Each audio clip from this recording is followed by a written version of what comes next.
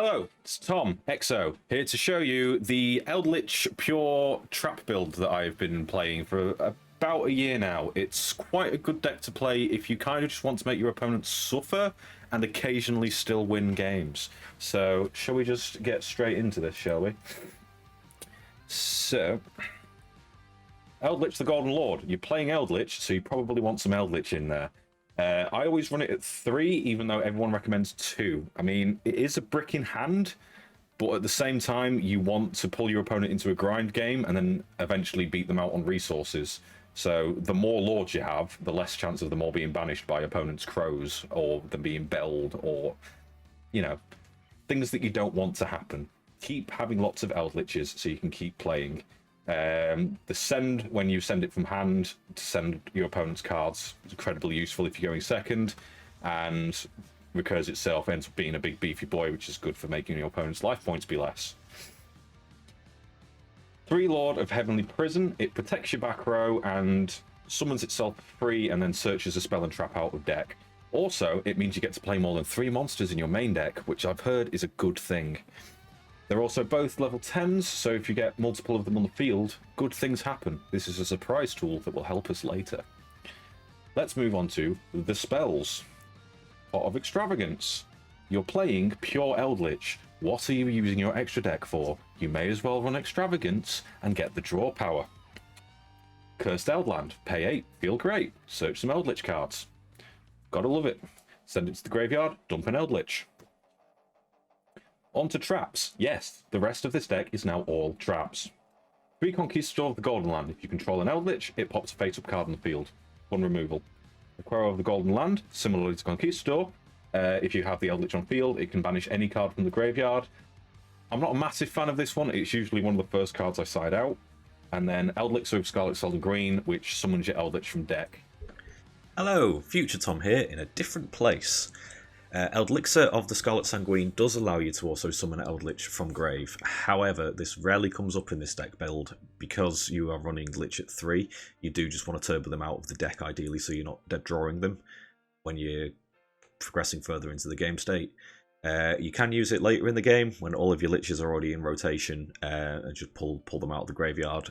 But that is why I forgot to mention it in the actual profile, because it very rarely comes up. Back to you, past Tom. Ta-ta! If you chain these correctly, typically chain link 1, chain link 2, this will summon the Eldlich, and then when this resolves, it will get its pop effect because you then control an Eldlich. So that is sort of the Eldlich core, and the rest of it is just stuff to make your opponent want to unalive. Traplich to make it more consistent to search spell and trap cards. Skill Drain, pay 1,000 life points. Your opponent no longer gets to use monster effects. I mean, you don't either, but Eldlich's effects don't affect on field. They're all activate either on hand, in hand, or in grave, so they all still go through. Same with Lord of Heavenly Prison. All of his effects are hand-based. Pretty much turns off some of your extra deck spice, but it's usually fine. Summon limit, make your opponent not summon monsters. They typically like doing that. Make them not be able to do that. They summon 2 monsters. They want to link. No. Dogmatic Punishment. Send 1 card from your extra deck. Also very helpful. Surprise tool for later. To pop a monster on field that has the same or less attack. Ice Dragon's Prison. It's very good for banishing certain problematic cards if they have the same type in grave, or just if they're trying to reborn something or activate an effect in grave, you can use it to just steal the monster so they don't get to keep it. Infinite Impermanence, because you've got to run a hand trap, haven't you? I guess. Solemn Judgment, Ghost Rares, they don't have to be, but it does help. Says no. If you hit it right, pretty much just ends an opponent's turn. Fun fact, the cheapest Judgment I've ever activated cost me 7 life points. Does anyone beat that? Let's move to the extra deck. Entis, very good punishment target, destroys another card on field.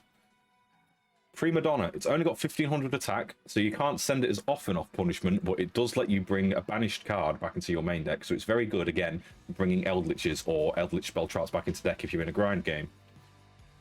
Constellar Pallades requires 2 level 5 light monsters, which just so happens to be what all of your traps are, your conquistadors and your jaguaros. So if 2 of them stick, you can overlay into this. 2500 attack, nice and beefy. It's also basically Nightmare Unicorn on steroids. Detach a card to spin it.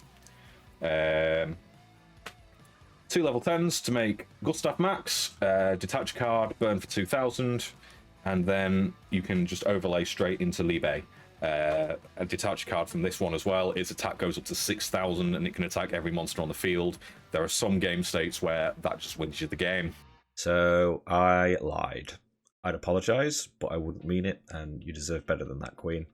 So, Libe only attacks as many monsters as it has materials +1. So if you've gone through Gustav Max and burnt, you are left with only 1 material, so you can only attack 2 monsters. If you've gone through Gustav Max and not burnt, because you know you would get the advantage more from attacking a monster, then you can be left with 2 materials still, which allows you to attack 3 monsters, which is typically still enough for this OTK line when it comes up. And winning is typically the aim, or so I've been told. The extra deck. Dark Bribe, if you have to choose between your opponent destroying your entire back row, which is all that you've managed to do that turn, or them drawing a card, them drawing a card is typically the preferable option. Unless they draw another Harpy's Feather Duster, then, well, you tried.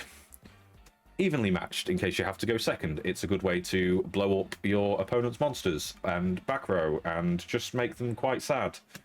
1 Harpy's Duster and 2 Lightning Storm. Again, just gets rid of back row or front row if you're going second. If you are going first, put them in anyway and put in cross-out designators. It's a bit bricky because you can then end up drawing cards you don't want, but it's also very good at insulating you from back row. It has come up and saved me multiple times. And then for the last slot, you've got no normal summon, so just put in a funny normal summon. You could replace this with some sort of barrier statue if you wanted, but I like Rose Whip. It means your opponent can only activate 1 spell or trap. That is basically it for the deck. I mean, your main combos are Deck 5 and Pass. But there is one specific sort of type of hand that can come up, which typically looks something like this. You can swap the Eldlich out for a golden land. So either one of these two. Because you're searching the other from Eldland, activate Eldland, pay 800 to search. In this case, you'd search Golden Land. If you have a Golden Land, you'd search the Lord. Then you can send Lord and one of the spell and traps in hand to the graveyard. The send from field is mandatory, so you do have to send your Eldland as well after that. Which then gives you the opportunity, if you want, to dump another Eldlich in the graveyard off the effect of Eldland for the following turn. Again, another benefit of playing 3 Lich is you can do plays like that.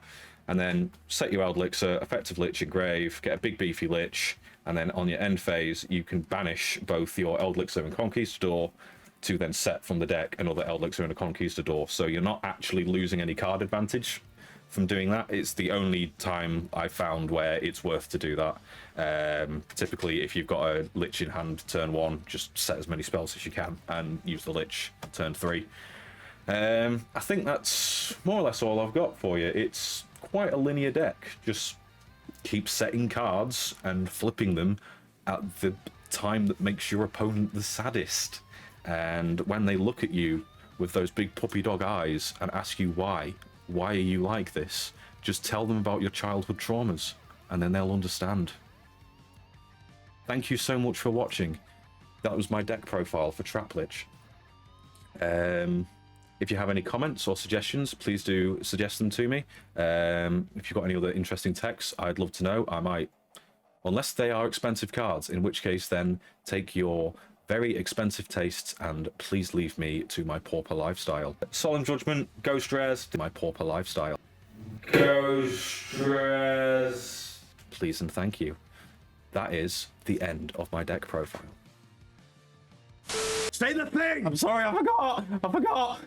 Say the thing! Please, I have a family. Like, comment, subscribe, do all that good stuff. It helps us to eat. Thank you.